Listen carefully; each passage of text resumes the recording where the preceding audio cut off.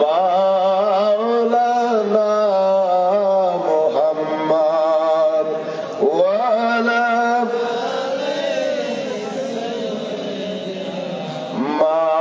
মাওলানা উড়ে যারে বাংলার হাওয়া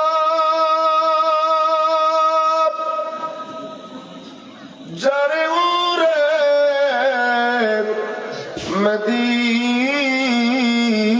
মদিনা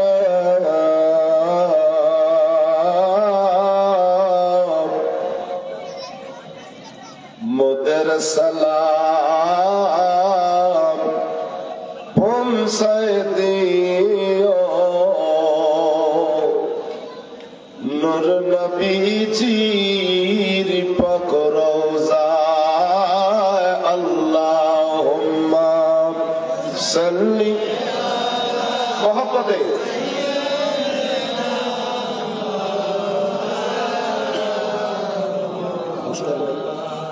وعلى آله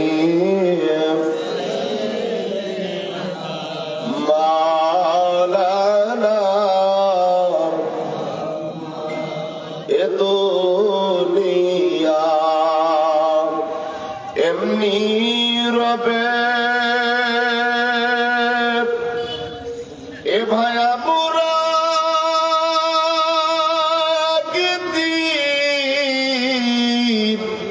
থাকব না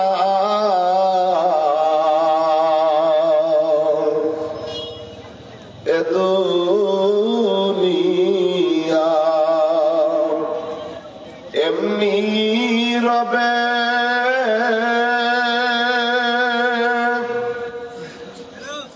এ ভায়া বুড়া একদিন থাকব না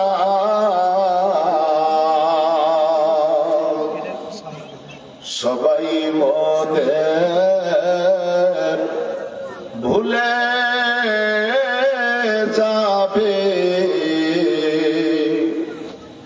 প্রাণের নবীজি আমাদের ভুলবেন না আল্লাহুম্মা সাল্লি মাশাআল্লাহ একটু মুহাব্বতে পড়েন মাওলানা وعلى آله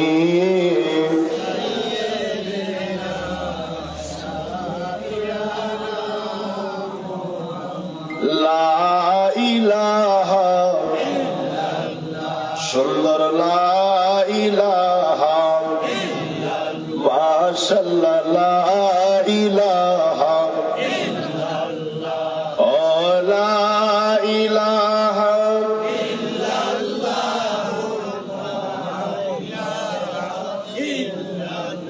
حسبي ربي جل الله ما في قلبي غير الله بل حسبي ربي جل الله ما في قلبي غير الله نور محمد صلى الله لا إله لا إله لا إله محمد رسول الله لا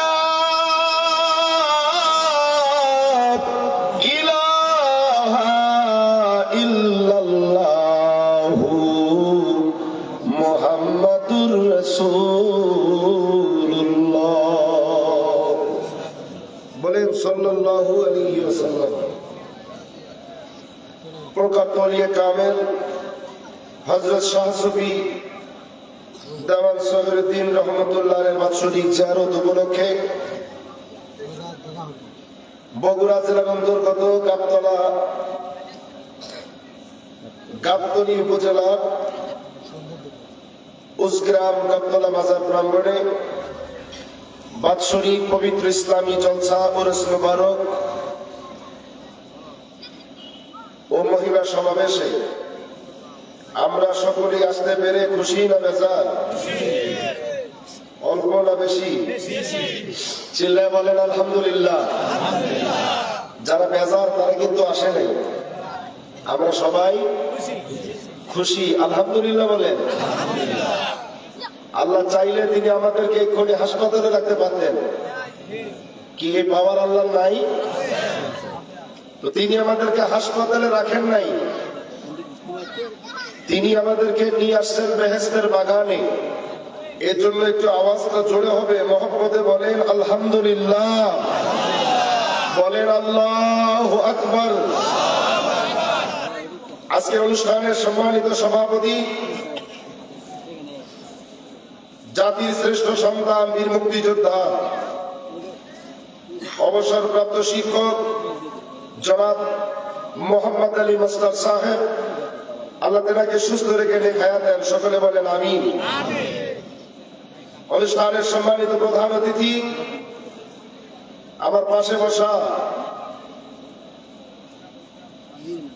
বাংলাদেশ বিএনপি চেয়ারপারসনের সম্মানিত উপদেষ্টা, কেন্দ্রীয় কৃষক দলের সিনিয়র সহসভাপতি, আপনাদের এই বগুড়া ৭ আসনের সম্মানিত সাবেক এমপি মহোদয়, আপনাদের সকলের সুপরিচিত বিশিষ্ট রাজনীতিবিদ জননেতা জনাব মোহাম্মদ হেলালুজ্জামান তালুকদার লালু ভাই, আল্লাহ তাআলাকে জাতির খেদমতের জন্য কবুল করুক, সকলে বলেন আমিন। সম্মানিত সকল বিশেষ অতিথিবৃন্দ, আমার পূর্বে বয়ান রাখছেন সাংবাদিক, রিপোর্টার, কিরাদে পুরস্কার প্রাপ্তকারী মুফতি মোহাম্মদ আবু হুরায়রা হাসান সিদ্দিকী সাহেব। বয়ান রেখেছেন ইমাম তরুল বক্তা হযরত মাওলানা আবুল খায়ের মোহাম্মদ সালাউদ্দিন সাহেব। আজকের মাহফিলের বিশেষ আকর্ষণ ছিল হযরত মাওলানা মোহাম্মদ মাইনুল হাসান ইসলাহি সাহেব সহ আমার পাশে বসা শাহ মোকাম রহমতুল্লাহ আলাইহির জামে মসজিদের সম্মানিত খতিব, মুজাদ্দিদিয়া দরবার শরীফের সম্মানিত অতিথি হযরত মাওলানা আমার ভাই, এখনকার চেয়ারম্যান কি জামাত, যারা মোবাইলে কথা বলতেছেন, মেহরবানি করে মোবাইলগুলো একটু কষ্ট করে বন্ধ করবেন, কারণ শয়তান চায় না আপনি ভালো কিছু করেন, এই জন্য মোবাইলগুলো সাইলেন্ট করে। আমি আগে বললাম মওলানা বকরুল আমার জেহাদি ভাই সহ সম্মানিত নেতৃবৃন্দ, সম্মানিত অতিথিবৃন্দ, আমার সামনে বসা বিভিন্ন অঞ্চল থেকে আগত আল্লাহ প্রেমিক, রাসূল প্রেমিক, কোরআন প্রেমিক, ওলি আল্লাহ প্রেমিক, আশিকিন, জাকিরিন, মুহিব্বিন, সুন্নি তরিকতপন্থী মুমিন মুসলমান ভাইরা, পর্দার অন্তরাল অবস্থানগত অবলা সরলা সতী সাধবী সম্মানিত মা ও বোনেরা, সবাইকে আমার অন্তরের অন্তঃস্থল থেকে সালাম জানাই। আসসালামু আলাইকুম ওয়া রাহমাতুল্লাহি ওয়া বারাকাতুহু। আপনাদের মন খারাপ মনে হচ্ছে, আমার সাথে আপনাদের কোনো ঝগড়া আছে? কোনো কারণে আমার উপরে বেজার? আমি মেহমান, আপনাদেরকে সালাম দিলাম, সালামের জবাবটা একটু আস্তে হয়ে গেল, মহব্বত নাই, প্রেম নাই। আবারও সালাম দিচ্ছি, আসসালামু আলাইকুম ওয়া রাহমাতুল্লাহি ওয়া বারাকাতুহু।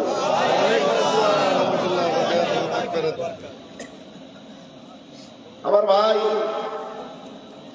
জননেতা জনাব হেলালুজ্জামান তালুকদার লালু ভাই তার বক্তব্যে একটি কথা বলেছেন, আমি কোট করেছি। আলোচনা সেখান থেকে শুরু হবে। শত ব্যস্ততার মাঝেও তিনি আসছেন, মাহফিলকে ধন্য করেছেন, আমরা তার জন্য দোয়া করব। উনি বলেছেন আগামীতে যদি আমরা আমাদের পবিত্র মূল্যবান ভোট কাউকে দেই, তাহলে ভোট দেব কোন মানুষকে? আসতে বলেন, মানুষ শুনবে। কোন মানুষ? আল্লাহ যেন কবুল করে। আরো জোরে বলেন। কেন নামাজি মানুষকে ভোট দেবেন জানেন? আমি যে আয়াত পড়েছি, আমি আলোচনায় পড়ে আসি, যেহেতু ভাই চলে যাবেন। নামাজি মানুষকে কেন ভোট দিব? আল্লাহর কোরআন জবাব দিচ্ছে। আল্লাহর কোরআন, এটা মুসলমানদের জন্য, আমাদের জন্য সংবিধান। এটা আমাদের জন্য কি বিধান? আল্লাহ পাকের পক্ষ থেকে আমাদের ব্যক্তিগত জীবন, পারিবারিক জীবন, সংসার জীবন, রাষ্ট্রীয় জীবন, আমরা কেমনে চলাফেরা করব, কেমনে সাজাবো, সকল কথা, সকল কর্মসূচি এই কালামুল্লাহ শরীফের মধ্যে আছে না নাই? প্রশ্ন করেন, কোরআন কি কোরআন? কোরআন কি কথা বলতে পারে? কোরআন কথা বলতে পারে। আজকে থেকে সিদ্ধান্ত আমাদের, আমরা জানবো আজকে থেকে কোরআন কথা বলতে পারে। কোরআনকে প্রশ্ন করেন, কোরআন তোমার বাড়ি কই? কোরআন বলবে আমার বাড়ি লৌহে মাহফুজ। কোরআন তুমি কেন আসছো? বলবে আমি এসেছি হুদাল লিন্নাস, মানব জাতির হেদায়েতের জন্য। তুমি কোন দিন আসছো? বলবে ইন্না আনজালনাহু ফি লাইলাতুল কদর। তোমার ভিতরে কোন দুর্নীতি আছে, কোন সন্দেহ? বলবে না, জালিকাল কিতাবু লা রাইবা ফি। আল্লাহু আকবার। কোন সন্দেহ নাই। কোরআনকে প্রশ্ন করেন। কোরআন, এই আসনের সাবেক এমপি মহোদয় তিনি বললেন নামাজি মানুষকে ভোট দেওয়া লাগবে, এ ব্যাপারে তোমার সিদ্ধান্ত কি? লালু মিয়া কথা বলেছেন, এই কথার মধ্যে তোমার কথার মিল আছে কিনা?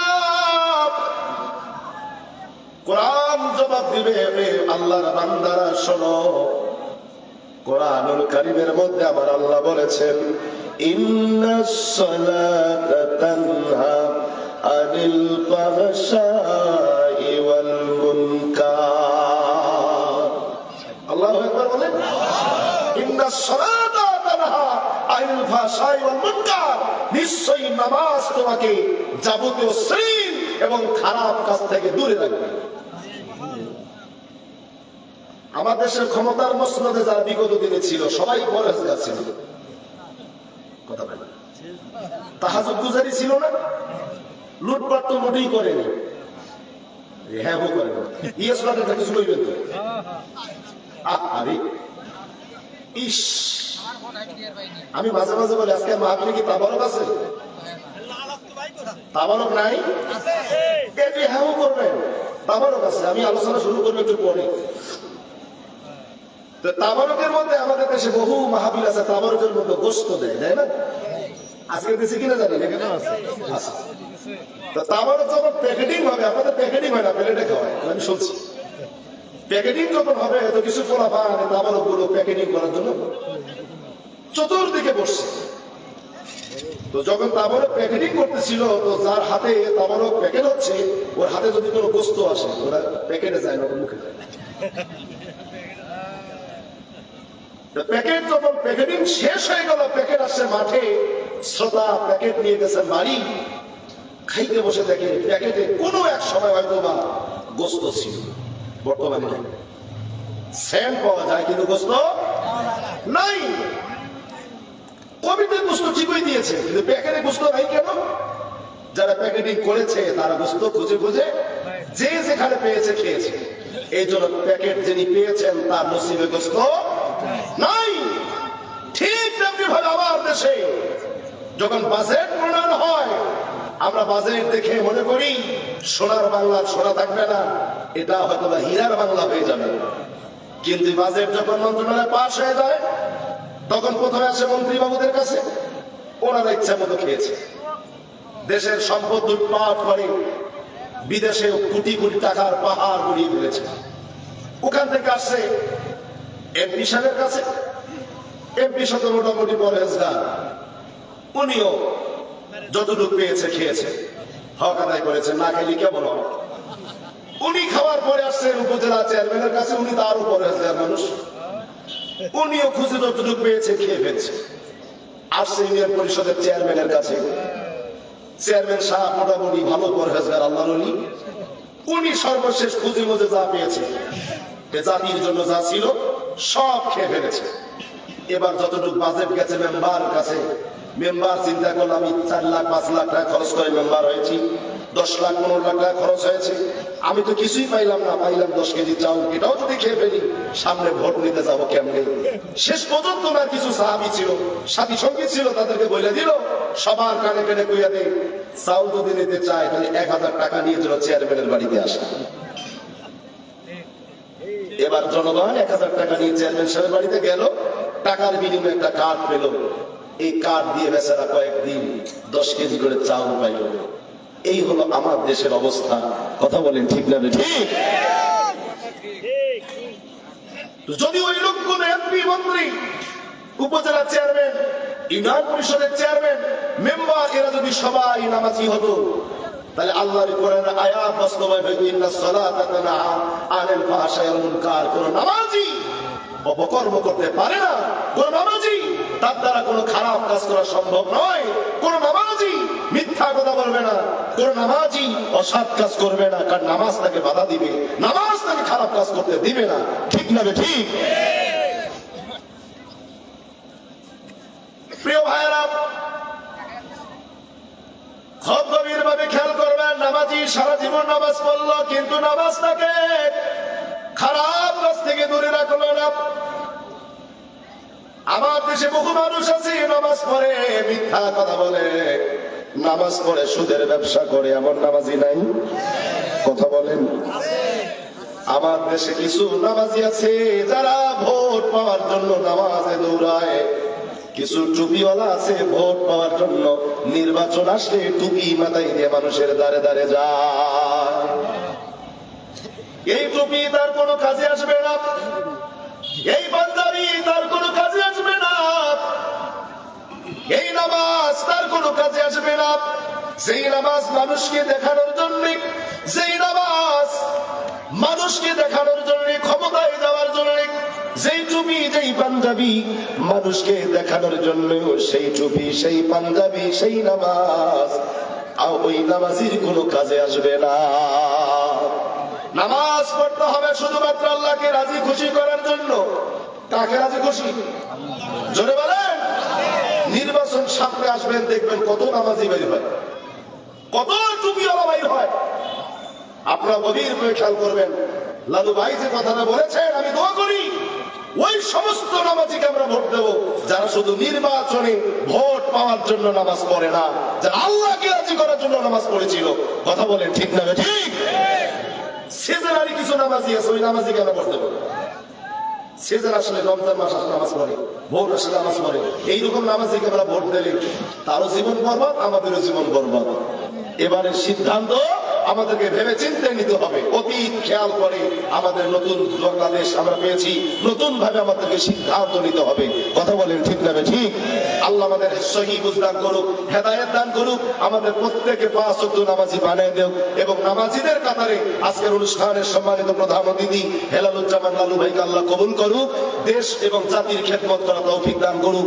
আমি আমার ভাইয়ের জন্য দোয়া করে আমি আলোচনায় চলে যাবো। ভাই চলে যাবেন?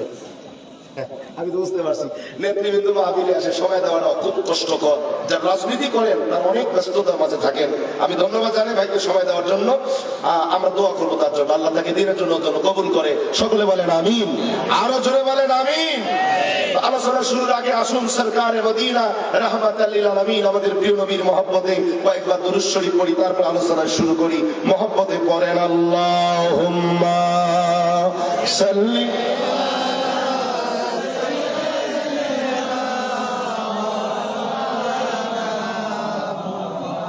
وعلى آل سيدنا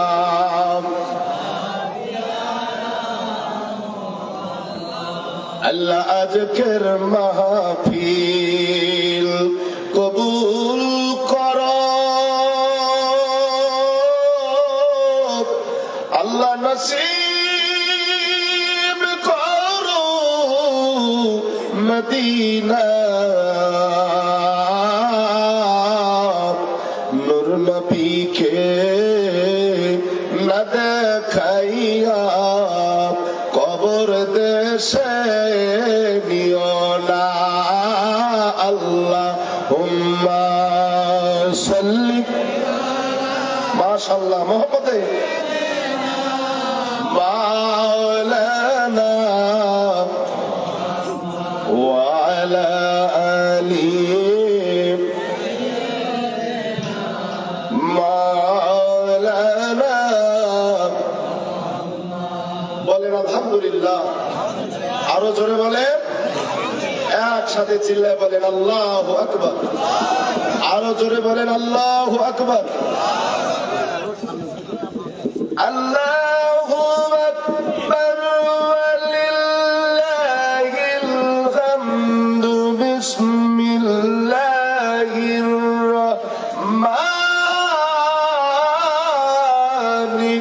রহিম। আল্লাহু আকবার। আল্লাহু আকবার বলেন না? পরম করুণাময় মহান আল্লাহ পাকের নামে শুরু করলাম। আলা ইন্না আউলিয়া আল্লাহি লা খাউফুন আলাইহিম লা খাউফুন আলাইহিম ওয়া লা হুম ইয়াহজানুন।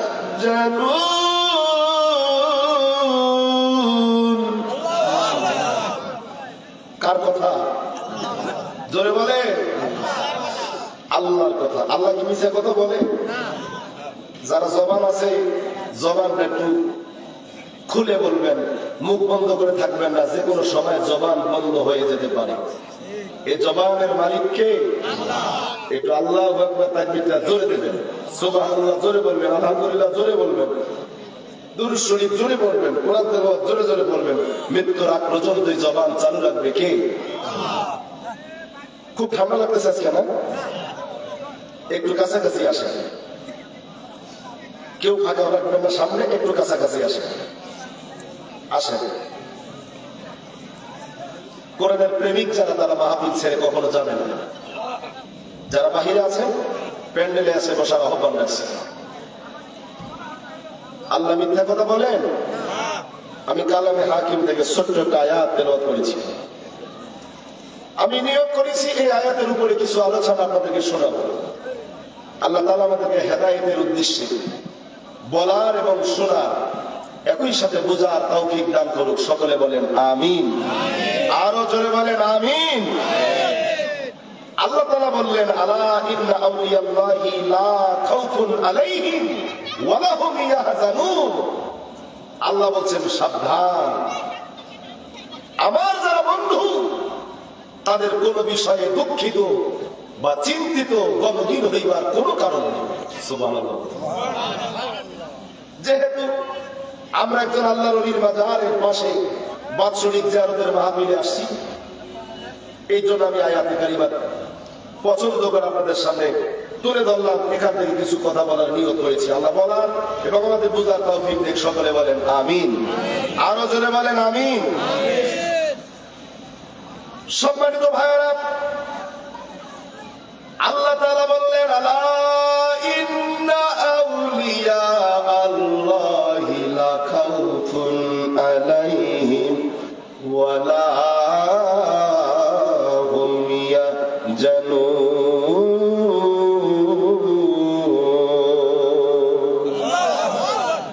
সাবধান করে বললেন বান্দারে, সাবধান, আমার যারা বন্ধু তাদের কোনো ভয় নাই, কোনো বিষয়ে চিন্তিত বা গমগীন হইবার কোনো কারণ নাই। এই কোরআনুল কারীম অবতীর্ণ করলেন আমার আল্লাহ তাআলা রাসূল করিম সাল্লাল্লাহু আলাইহি ওয়াসাল্লামের জমানায় হুজুর পাক সাল্লাল্লাহু কাছে জিবরাইল আমিন হয়ে এক এক করে 114টি সূরা পর্যায়ক্রমে নাজিল হলো। এই বিশাল মহাপবিত্র গ্রন্থ আল কোরআনুল কারীম অবতীর্ণ হলেন আমাদের এই প্রিয় নবী সরকারে মদিনা রাহমাতাল লিল আলামিনের কাছে। কথা বলেন ঠিক কি না?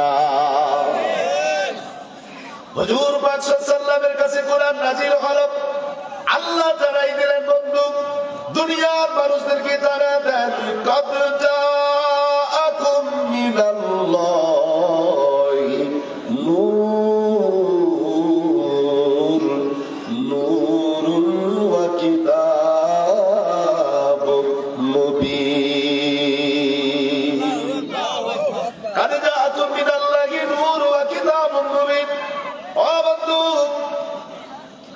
খুব গভীরভাবে খেয়াল করবেন কথাগুলি।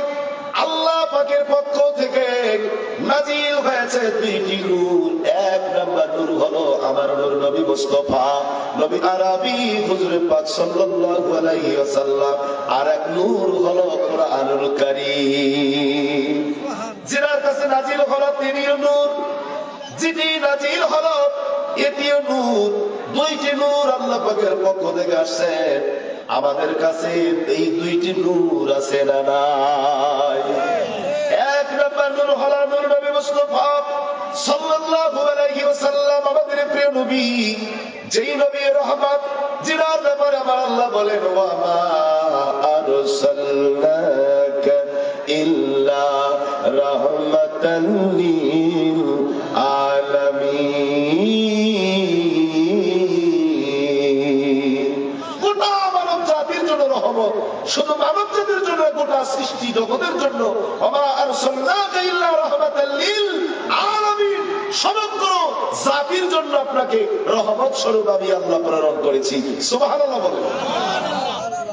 যেই রহমাতাল লিল আলামিন কে আমার আল্লাহ এই রজব মাস স্পেশাল জিজ্ঞেস করে প্রথম আসমান, দ্বিতীয়, তৃতীয়, চতুর্থ, পঞ্চম, ষষ্ঠ, সপ্তম আসমান পাড়ি দিয়া সিদরাতুল মুনতাহা অতিক্রম করে লামাকামিনী যাইয়া কোটি কোটি বার নূরের সাগর অতিক্রম করে, নূরের সাগর পাড়ি দিয়া লামাকামে যাইয়া যে হাবিবে কিবরিয়ার সঙ্গে আমার আল্লাহ মেরাজ করেছেন, যেটা অন্য কোন পয়গম্বরের নসিব হয় নাই।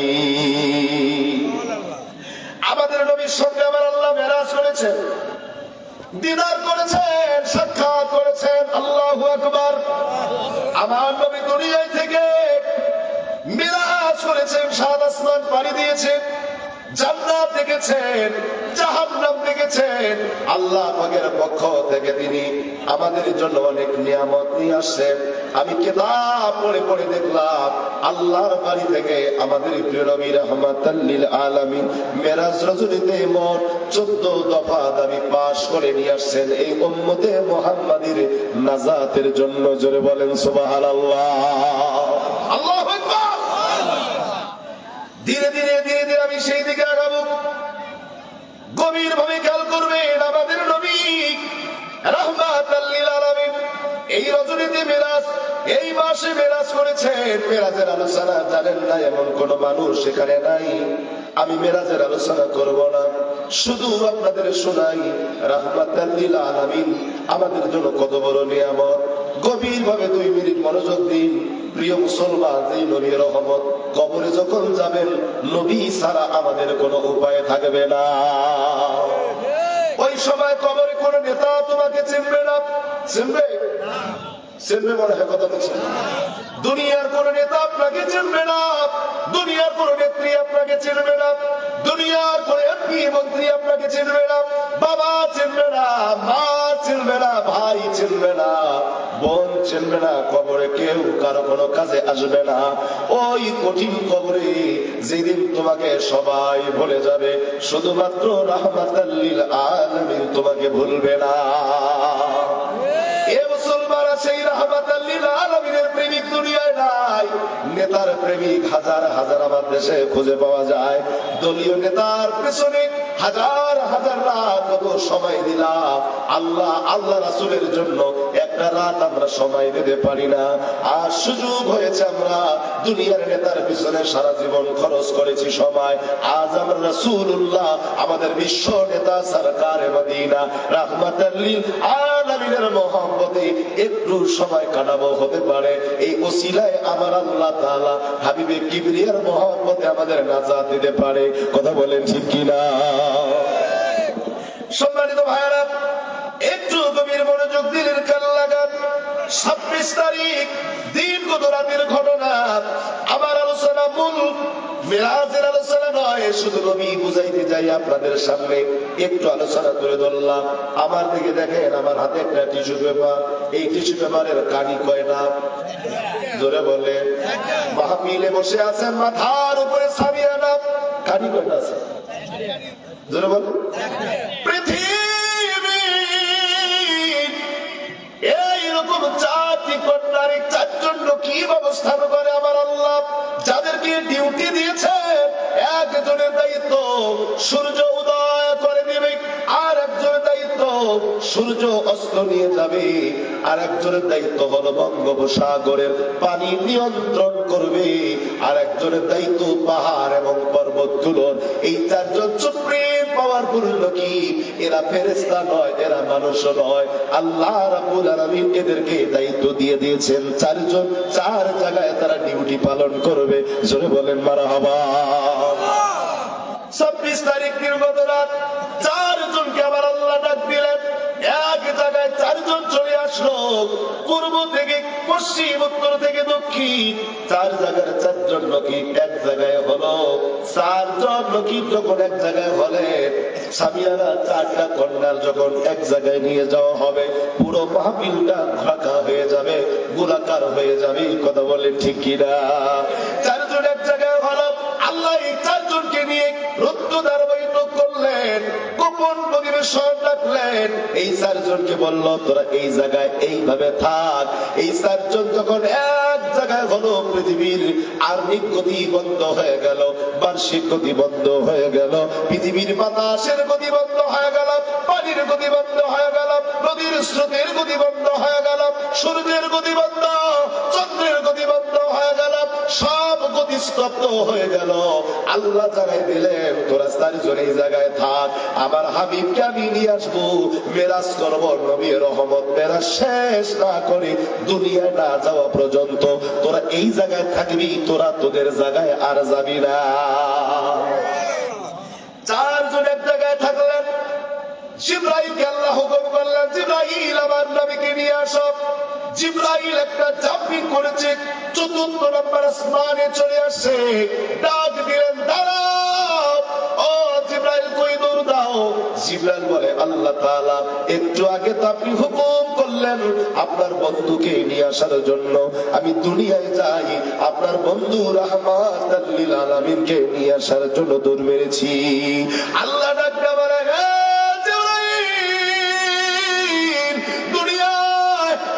বন্ধু আর এক বন্ধুর বাড়ি গেলে গায়ে দামি দামি পোশাক পরে যায় রে জিবরাইল, আমার বন্ধু আমার বাড়ি আসবে, গায়ে দামি পোশাকের দরকার আছে না? না, আপনার বিয়ের বাড়ি যখন যান, বিয়েই বলে না কি বলে, ছেলের শ্বশুর বাড়ি বিয়ে, বিয়ের বাড়ি গেলে কি যেন তেন পোশাক পরে যান, দেখলে ভালো। চেষ্টা করেন যার যার সামর্থ্য অনুযায়ী পরিষ্কার কাপড়, ভালো কাপড়, নতুন কাপড় যেটি আছে পরে যাই, তাই না? শ্বশুর বাড়ি গেলে নতুন কাপড় পরে যাই, মেয়ের বাড়ি গেলে নতুন কাপড় পরে, ভালো কাপড়ে পরে যাওয়ার চেষ্টা করি।